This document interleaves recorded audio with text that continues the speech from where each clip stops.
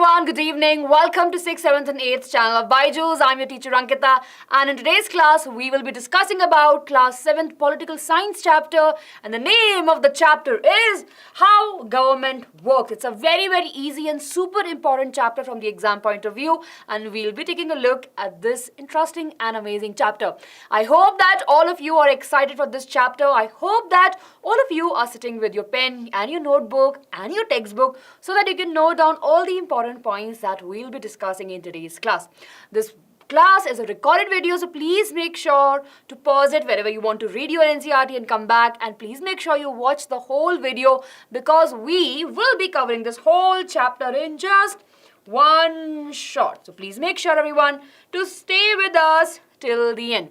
And if you're new here, if you're watching this video for the very first time, please make sure to hit the like button for the video and do share this video with your friends, and most importantly, please make sure to subscribe to the channel. Now that introduction is done, let's see what we'll be doing in today's class. Now we have broadly divided this particular chapter into two major subtopics. We have state government, what are the needs and what are the formation, how the formation of it and what are the important needs for it, and what are the functions of the state government. So let's get started. First, of course, we'll be discussing about our country. We know that in our country we have the democracy and people elect their leaders, or we can say that we have the people who are directly involved in the process of selectioning or electing their representatives who will be eventually forming the government and will be making the laws and the policies. So we can say that in India, of course, we have a huge population of 130 crores approximately till the data that we have is from 2020 approximately. Then of course we know that in our country we have some major issues like poverty and unemployment, and of course these are the issues that we have at a national level. But at a state level or at a local level, what are the issues the individual feels? Sometimes they're struggling for the water supply, electricity, cleanliness around it. So all of these things are taken care by the state government. Now we have the understanding of the national level, the national government, right? The government which is there at the national level will be taking care of the defense, of the finance of the country and various other sectors altogether.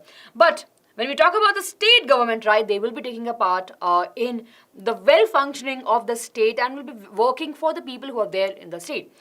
We all know that we have different levels of the government. So here we have central government or the union government, then we have the state government, and we have the local government which are usually very actively involved in the village or the district, right? So they take the responsibility of that. And in this particular chapter, we will be dealing with the state. So here we go.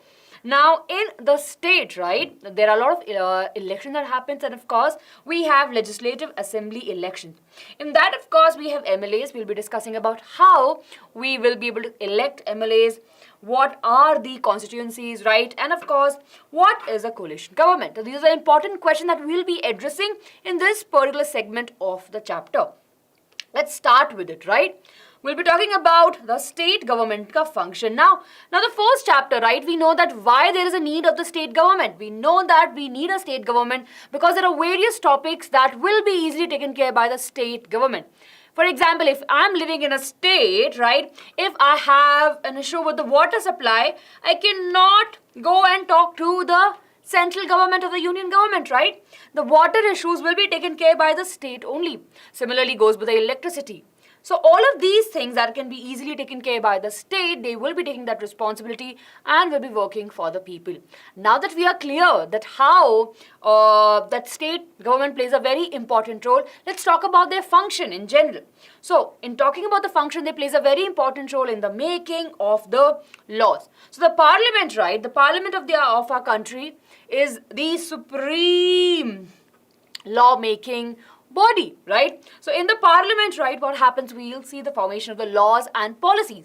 Now these laws and policies are made by the members that we elect through the elections, right? Every year we have different types of elections. Every 5 years we have elections, right? And from there we will be able to select the MPs that will be going to the parliament, to the Lok Sabha, and they will be the one who will be making the government altogether. They'll elect a leader and then we'll have a prime minister of the country.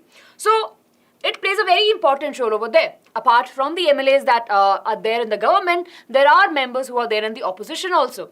Now these people will be keeping a track on the working of the government, and of course both of these parties, right, the ruling party and the opposition party, will be playing a major and super important role in the formation of the laws and the policies. But that is happening at the central level or the union level. But what about the state level? Let's talk about it. So we know that Parliament in India, of course, is the supreme making law body that we have. The representatives are elected by the people and they will be making the laws. When we talk about it in the state government, we have the state legislature and the state executive. So we can, for our understanding, we can divide the state government into the two major bodies. We have the state legislature and of course we have the state executive. So let's talk about it. The state legislative assemblies, right? They are the assemblies where we'll see the formation of the laws and policies for the state. So laws making bodies of a state, right? We have it in our country, right? And members are called as the MLAs, which are the legislative assembly, right? Members of the legislative assembly, we call them as MLAs. Now these MLAs are responsible for making the laws and taking care of the policies for that particular state, and they will keep a check on the working of the government also. So over here also we'll have an opposition, and over here also we'll have a ruling party that will be taking care of the rules and laws and the policies, and they will be keeping a check on whether the rules that are being made or the laws that are being made are followed through or not. Moving ahead further, let's talk about the role of the MLAs. Now we're talking about the MLAs, right? Now MLAs are the one, of course, they will be undergoing they will be contesting in the elections, people will be voting for them, and that's how they will be the MLA. Now what are the roles of the MLA? Once they get selected by the people or elected by the people, they hold a huge responsibility. The legislator responsible for framing the new laws, new policies, reviewing them, reviewing the ones that are already there. If there has to have made any correction, they will be moving and talking about it, right? So they plays a very, very important role, right? They will be raising issues and demands of the people of their constituency. Now what is this? Now this is nothing but an area. What is constituency? It's a small area. For example, if this is a whole state, right, we'll have different small areas that we have. And that generally depend on the population of the area.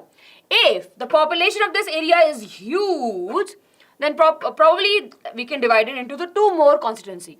If the population is not that much, probably we'll have one single one over here, or maybe we can club 2 or 3 together. So this constituency is nothing but the area. Okay, the area that they will be, electing, they'll be standing for the elections for. So that's really very important for us to understand. When we talk about more further, right, these MLAs plays a very important role in the making of the laws and policies, and they are the people who will be representing the people, right, because they're elected by these people. Now moving to the next topic, which is a state executive.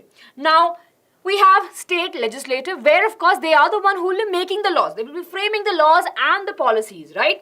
Now we have state executives who will make sure the execution is happening, and of course they're the very important pillars of the state government. We have governor, we have chief minister, and we have council of ministers. Let's talk about governor. Now the governor is a very, very important person of the state, right? They have the nominal executive right, and they have the authority of the state. They are the one who will be appointing the chief minister. Definitely the people will be electing it, right? Electing a MLA, and of course if in a party, if people feel that okay, this is one leader that is the correct representative, they will make that individual as a chief minister. So the governor will take the responsibility of appointing it. I'm sure you would have seen in various, oath sessions, the governor will be the one who will be, helping the chief minister to take the oath. So on one side, we have the governor saying the oath, and the chief minister will be repeating it. So they are the one that will be appointing the chief minister, and again, they are the one that will be appointing the council of ministers, the people who will be working with the chief minister in the well-functioning of the state. Move further, let's talk about the chief minister. Now, the chief minister of a state is a real executive, right? And they have the authority, and they are the head of the government. So in any state, if the elections are happening, the party who's winning those elections will have a leader, and that leader can or will become the chief minister of that particular state. All the policies, discussions regarding to the states are taken by the chief minister, and they will be assisted by the council of minister. So chief minister alone cannot have the cannot have the understanding of all the areas. So, and they don't have a time, and of course they need someone to support them. In that way, we have to support them, we have the council ministers. Now, each of these council ministers will handle one or the other departments like health department, finance department, income tax, school, education. Education will come together, right? All of these different sectors will be taken care by the other different types of council ministers, and they will be able to help the chief minister in the well functioning or a smooth functioning of the state. More further, when we talk about that how the chief minister is elected, so MLAs of the ruling party will be electing their leaders. So MLAs are elected by us, right? I'll just write over here. They're elected by us, or we can say they're elected by the people, right? And the MLAs will be electing the chief minister. So the elected leader that we have, right, goes to become the chief minister. Okay. So here we have a very important information. Talking more further about the council ministers, what we have over here. So these MLAs, right, they are the MLAs only, but they will have a one more function. They are MLAs, and of course they are the council ministers also. So they are selected as ministers by the chief minister. Chief minister will be appointing, basically chief minister amongst its people, right, will say, okay, you know what, you have this expertise, why don't you take care of the health? Or you have a good understanding about the economics, probably you take the finance department. So that's how the chief minister will be electing the council ministers also. And they are allocated with various departments, and they will be helping in making the smooth functioning of the government, and it will ease out the administration work also. So in that, what we have governor, right? In the state executive, we have governor, we have chief minister, and now we're discussing about the council of minister. Furthermore, when we talk about all of this, right, they plays a very, very important we have one more addition that plays a super important role in the well functioning of the state, and that is the officers of the state. Right now, these are assisted, right? They will be assisting the minister. Now, they are the one who are the officers, right? And of course, they will be assisting the ministers in the administration. These officers are not elected by the people, right? Now, what type of officers we're talking about? We're talking about the IS officers, right? And of course, in the states, we have the civil services. So those people who will be writing the civil services examinations, right? And once they will qualify them, they will be there at a position where they will be able to help the council ministers to understand the policies. Because of their subject knowledge, they'll be able to help them. With the council ministers and with the officers, when they work together, they will be able to build up the laws and the policies for the people, so that the people have benefits from those policies and the laws. So that's how the officers plays a very important role. But unlike we have the MLAs, which are elected by the people, these officers will be directly joining the government, right? Because they'll be writing the examinations. Once they qualify that, they will be getting a post, and that's how they will be helping. Moving further, right, that's all about it. But moving further, we have something really very important. We always talk about, just now we talk about the chief minister, the council of minister. Now, we have an opposition party to keep a check on it. So these MLAs will be meeting in the state legislative assembly. They will be there, they will be going there, they will be having discussions, debates about it. And we have one ruling party and we have an opposition party. The role of the opposition party becomes really very critical and super important, because they are the one that will be taking a check or will be asking questions from the ruling party. What are you doing? What are the policies that you're working upon? Tell us why you feel that this policy will work. Tell us the data. Give us some time to process that information. We will have our own research on that, and then only we'll be able to say that whether we want to pass this law for the people or not. So it's a very important process. Ruling party is definitely important, but the opposition party which is sitting against them in the assembly are equally important, because they will be keeping a check on what the ruling party is working upon. So they are very much accountable. The opposition party regularly ensures that the government is is held accountable for its action. They will be keep on questioning why you're doing this, what is the reason behind it. And they will raise questions and debates to discuss, basically to have the discussions about the government working. So this becomes really very important, right? The opposition government is equally important. When we talk about more further, let's understand the role of the media also. Now, media is equally responsible. Now, we can whitewash things and can show it to the public, but the media plays a very important role in showing the reality. And once we have, right, that people can understand more about the chief minister or the opposition party or the ruling party and how the ministers are working. When we have the press conferences, right, what happens? These journalists will be asking the questions to the leaders, and of course they have to answer. If their answers are not correct or not in the favor of the laws and policies and not in the favor of the people, definitely we as a people can take some actions, right? We can take some actions and we can show our disagreement. And that is the reason media plays a very, very important role over here. So, media help the people to become more aware about it. And people have a huge, huge impact and very important role of it. So when people are happy with the law and policies, they will show it by using various social media platforms, by using the protest, or by just, going and celebrating in public. If they are not in support of that, they will protest, right?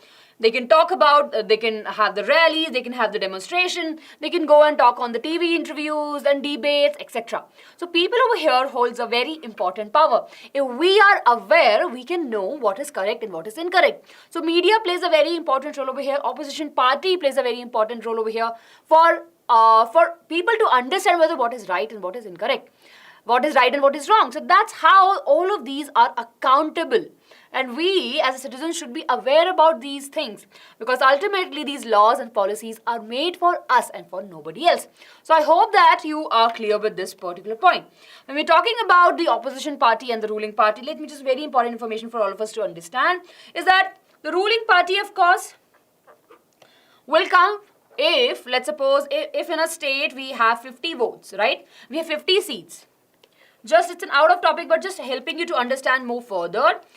Let's suppose in an assembly we have 50 seats. And out of those 50 seats, if a party has 35 seats, if they have more than 35 seats, they will have the majority and they will be able to form the government. In this case, if this is a party A, if they have 35 seats, they will be forming the government. Just in case we have one party like this, which have like something, a drastic kinds of, let's suppose over here,